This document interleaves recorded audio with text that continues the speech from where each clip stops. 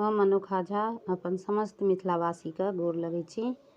आइ हम अहाँ सबके बीच एकटा खिलौना लऽ कऽ आयल छी। गायब, आशा करै छी अहाँ सबके नीक लागत। जहिया ससुरी घर से बिललहुँ यौ दुबरा गेलहुँ राजा।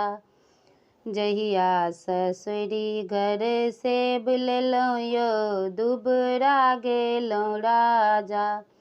कही तऽ आहे धनी अहाँके सासू मंगा दी। चुप रहू चाप मुँह बंद करू यौ मोटा गेलहुँ राजा। जहिया ससुरी घर से बिललहुँ यौ दुबरा गेलहुँ राजा।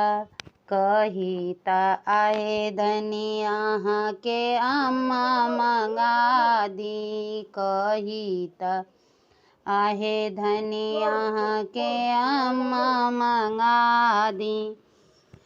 चट करू पट मोटर कार करू यौ दुबरा गेलहुँ राजा। जहिया ससुरी घर से बिललहुँ यौ दुबरा गेलहुँ राजा। कही तऽ आहे धनी अहाँके गोतनो मंगा दी। कही तऽ आहे धनी अहाँके गोतनो मंगा दी।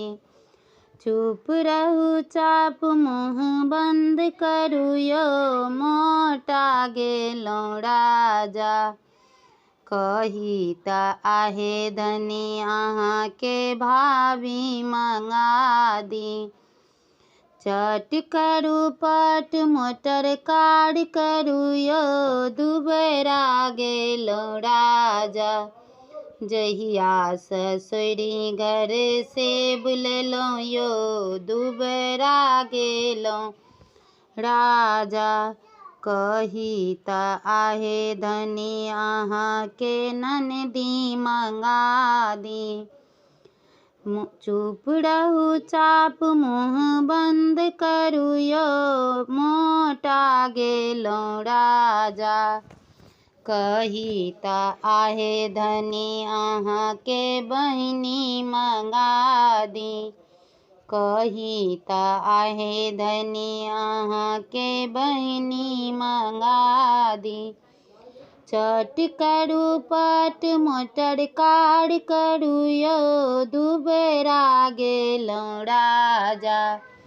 जहिया ससुरी घर से बिललहुँ यौ दुबरा गेलहुँ राजा। धन्यवाद। जय मिथिला, जय मैथिली।